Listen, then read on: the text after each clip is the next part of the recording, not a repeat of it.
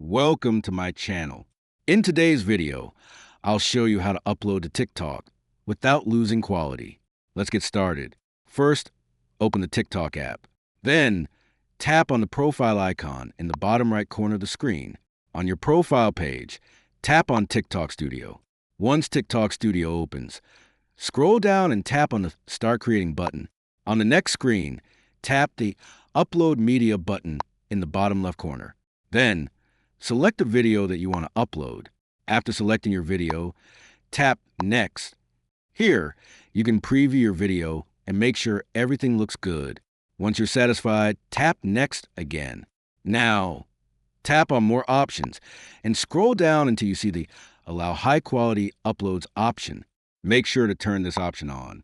Next, write a description for your video. After that, tap on the Privacy option and set it to everyone, or choose any privacy setting that you prefer. Finally, tap on the Post button to upload your video. It may take a few moments for the upload to complete. Once the upload is finished, the video will appear on your profile, and you can check its quality. And that's it.